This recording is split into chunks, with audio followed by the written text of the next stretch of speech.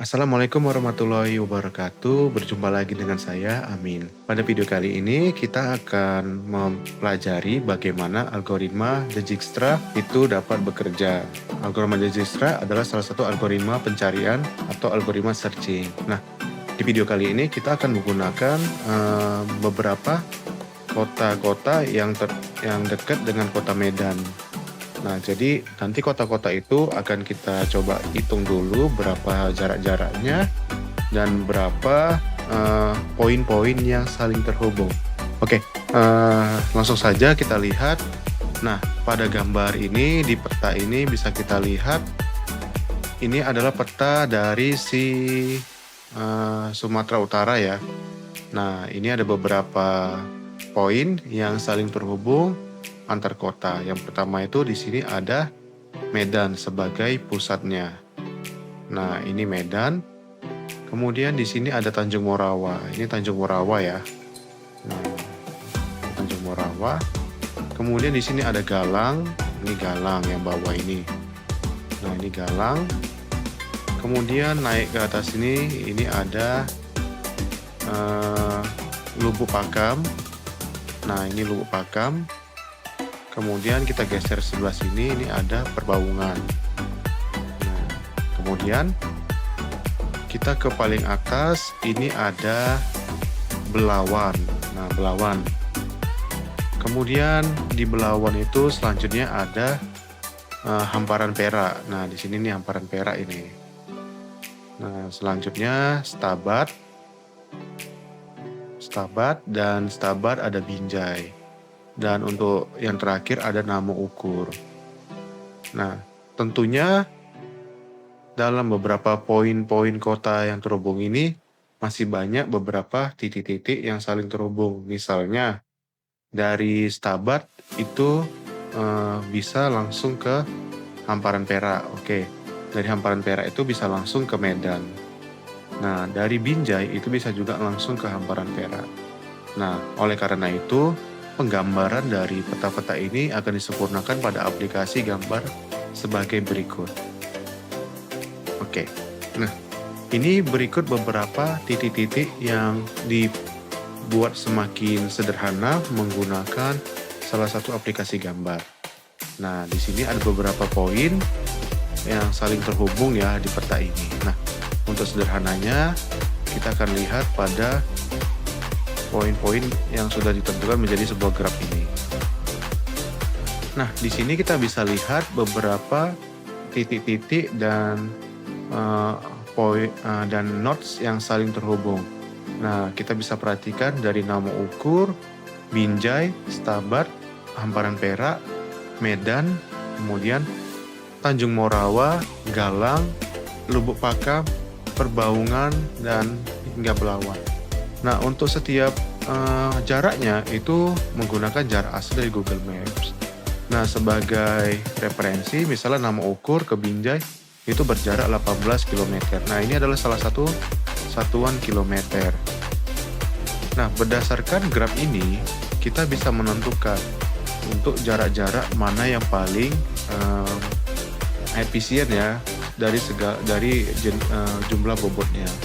Jadi kita bisa menentukan nanti di aplikasinya, di codingnya, bagaimana kita memanfaatkan dari Dijkstra ini agar kita bisa membuat sebuah model yang dapat mempermudah kita dalam menentukan mana sih jalur-jalur yang lebih dekat dan lebih hemat ya secara bobot. Nah, kalau secara kita membaca ini ya, kalau dari Stabat ke Galang pasti akan ada beberapa jalur. Di antaranya adalah Stabat, Binjai, Medan, Tanjung Morawa, dan lalu ke Galang. Kemudian ada beberapa pertimbangan jalur lain seperti Stabat, Hamparan Perak, Medan, kemudian Lubuk Pakam, Galang, dan masih banyak lagi. Nah, coba kita gambar. Nah, ini jalur pertama, kedua, 3, 4. Nah, ini jalur pertama. Kalau jalur kedua gimana? Nah, jalur kedua 1, 2, 3, 4. Nah, masih banyak kemungkinan lain. Dan kita bisa juga misalnya ada jalur seperti ini. Nah, Nah, tapi kan itu makin banyak cost-nya. Artinya bobotnya itu besar. Jadi dengan adanya Digital ini dia akan membantu dalam menghitung ya mana jalur-jalur yang lebih efisien. Selanjutnya di sini saya akan membuat coding sederhana. Nah, ini ada coding sederhana bagaimana algoritma Dijkstra diimplementasikan. Nah, saya akan menjelaskan bagaimana si coding-coding ini direpresentasikan agar kita bisa memahaminya. Nah, yang pertama itu ada import HappyQ dan import Gradio ASGN. Oke, nah HappyQ itu fungsinya dipakai untuk priority queue. Nah, jadi Dijkstra itu butuh struktur data yang bisa mengambil jarak terkecil dengan cepat. Kemudian Gradio. Nah, ini Gradio adalah salah satu library yang dipakai untuk bikin GUI ya, Graphic User Interface, yang lebih mempermudah kita untuk klik-klik langsung dari Python. Nah, ini bisa ditampilkan di Colab, itu kelebihan dari si Gradio. Kemudian kita coba membaca data peta ini ya, nih graf ini. Nah, ini gimana sih cara bacanya? Coba kita pelajari. Nah, ini disebut dengan agency list. Nah, ini namanya agency list. Kemudian atau istilah lainnya daftar tetangga. Jadi setiap kota adalah key ya, key atau node gitu. Dan di dalamnya itu adalah kota-kota tetangga beserta dengan bobot jaraknya. Jadi misalnya Medan. Nah, ini siapa aja sih yang terhubung dengan si Medan itu? Nah, di antaranya ada Belawan. Nah, ini Belawan, nama kota-kota yang terhubung. Kemudian ini bobotnya. Nah, Medan ini Binjai. Nah, Medan ke Binjai berapa? 19,9 km. Nah, ini contohnya. Jadi Medan itu terhubung dengan beberapa, antaranya Binjai, Belawan, Hamparan Perak, Tanjung Morawa, Lubuk Pakam. Apakah benar sih? Coba kita cek lagi gambarnya ya. Nah, ini Medan. Nah, Medan tadi ke Binjai berapa? 19,9. Kemudian Medan itu terhubung dengan Hamparan Perak, Belawan, Lubuk Pakam, dan Tanjung Morawa. Udah bener ya di sini. Nah, kemudian untuk Binjai itu siapa aja tetangganya? Di Binjai itu ada Medan. Nah, Medan 19,9 km ya untuk satuannya. Dan selanjutnya ini dan seterusnya ya, Stabat itu terhubung dengan siapa aja. Nah, Namokur ini ada terhubung dengan Binjai, itu jarak 18 km. Kemudian Galang ya, Galang, Tanjung Morawa. Ini siapa aja yang terhubung dengan Galang? Ada Tanjung Morawa dan Lubuk Pakam. Untuk Tanjung Morawa dia berjarak 28,1 km, Lubuk Pakam 18,19 km. Nah, kemudian kita masuk ke bagian ini. Nah, ini adalah fungsi Dijkstra-nya ya. Jadi di sini kalau kita baca kembali urai, nah di sini ada disk ya. Disk ini adalah untuk menyimpan jarak terbaik sementara ya dari start ke setiap kota gitu. Jadi untuk jarak-jarak yang terbaik sementara itu disimpan dulu di disk ini. Kemudian di sini ada infinity ya. Infinity itu artinya tak hingga. Kenapa ada infinity? Karena jawabannya itu masih belum tahu. Kemudian di sini ada disk star. Nah, di star ini artinya itu untuk memulainya itu dimulai dari 0 gitu. Jaraknya tuh jarak awalnya dari 0. Kemudian ada prep ya. Prep ini untuk apa sih? Prep ini untuk menyimpan si informasi kota-kota yang ada sebelumnya ya gitu. Kemudian di sini ada PQ, nah priority queue ya, yang menyimpan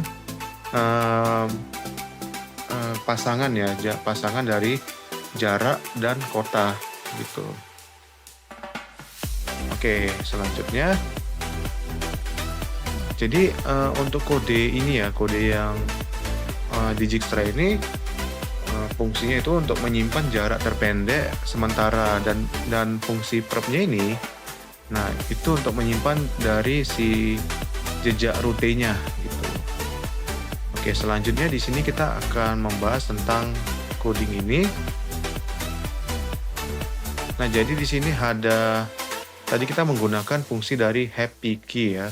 Nah, jadi happy key ini fungsinya untuk apa sih? Nah, dia selalu mengambil ya kota dengan jarak terkecil dulu. Kemudian kondisi if dan this ini. Nah, artinya ini untuk mengabaikan data yang lama gitu. Jadi sederhananya untuk ini penjelasannya gini. Saya akan mengambil kota dengan jarak terkecil. Kalau yang keluar ternyata bukan jarak terbaik, ya udah saya lewati gitu. Nah, kemudian untuk lanjut for if, for if ini. Jadi tadi ada fungsi di sini ada fungsi p, w, dan nd ya. Nah, jadi untuk apa sih? P itu merepresentasikan dari tetangga dari si u. Nah, U ini tadi. Kemudian W-nya itu adalah bobot jaraknya. Bobotnya berapa gitu. Dan ND adalah jarak baru jika melewati. Jadi jarak baru jika melewati itu ya D ini ditambah kota yang tersimpan, kemudian ditambahkan W-nya. W-nya itu bobotnya berapa gitu. Oke, selanjutnya jadi untuk fungsi yang tadi itu langsung menghitung ya jarak baru lewat kota U. Kalau lebih pendek, kemudian disk-nya itu akan diupdate gitu dan akan diupdate. Nah, dan disimpan agar rutenya itu dapat dibentuk oleh si prep-nya.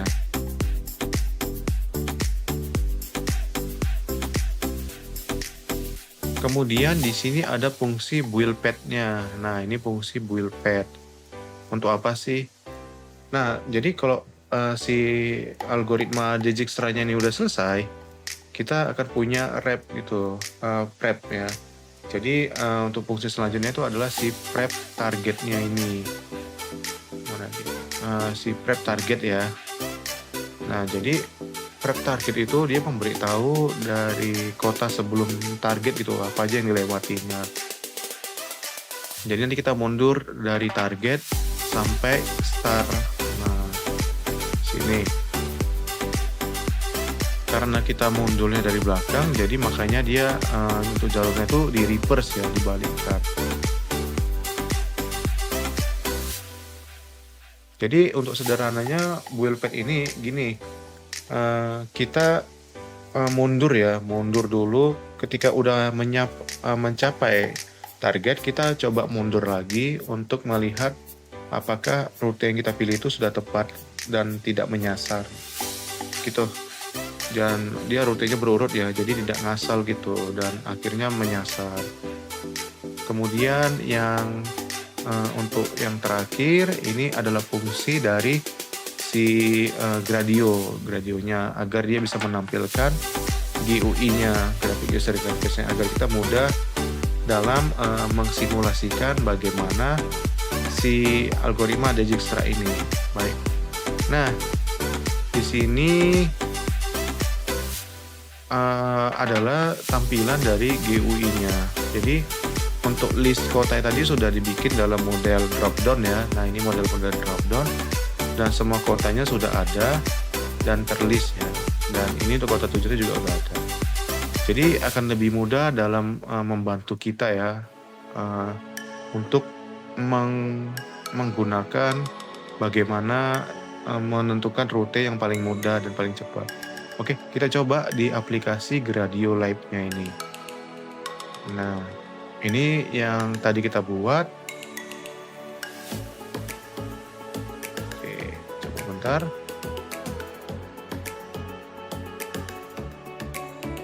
Oke, nah ini yang tadi kita buat. Kita langsung saja sekalian kita buktikan ya, apakah sudah tepat atau belum dengan mengacu pada gambar yang tadi ini. Oke, kita coba dulu. Oke, kita coba dulu di resize.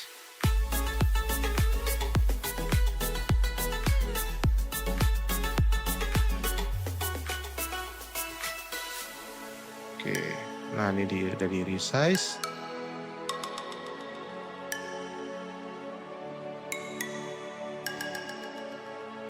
Kita coba bikin ke 66 aja. Oke, ini cukup mungkin ya.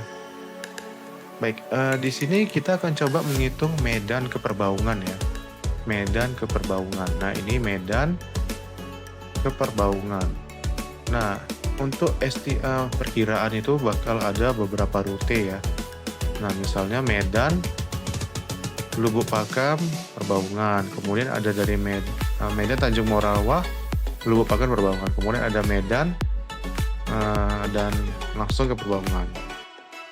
Nah, coba kita hitung berdasarkan algoritma Dijkstra. Bagaimana sih untuk jarak yang paling hemat ya, paling kencang. Nah, di sini untuk dari algoritma Dijkstranya itu dia mengatakan Medan Lubuk Pakam Perbaungan. Nah, itu membutuhkan hanya 40,6 km. Nah, udah benar ya. Artinya Medan Lubuk Pakam dan Perbaungan itu membutuhkan 40,6 km. Nah, sedangkan untuk dari Medan kemudian ke Tanjung Morawa, ke Lubuk Pakam dan Perbaungan itu pastinya membutuhkan jarak yang lebih banyak gitu. Oke, selanjutnya kalau kita coba misalnya dari Stabat ke Galang ya, Stabat ke Galang. Oke, kita coba. Nah, jadi untuk dari Stabat ke Galang itu membutuhkan jarak 89,3 km. Dan untuk kota-kota yang akan dilewatinya itu ada Binjai. Nah, jadi dari Stabat ke Binjai, kemudian dari Binjai ke Medan. Dari Medan ke Tanjung Morawa, dan dari Tanjung Morawa langsung ke Galang. Dan ini hanya membutuhkan 89,3 km. Baik, jadi algoritma ini cukup bagus ya dalam membantu kita untuk mencari bagaimana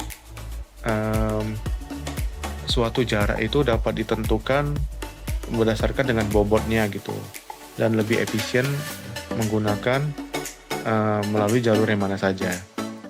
Jadi sekian video mengenai algoritma Dijkstra atau pencarian yang kita implementasikan pada peta di Kota Medan. Oke, sekian untuk video ini. Saya ucapkan terima kasih. Sampai ketemu di video Amin lainnya.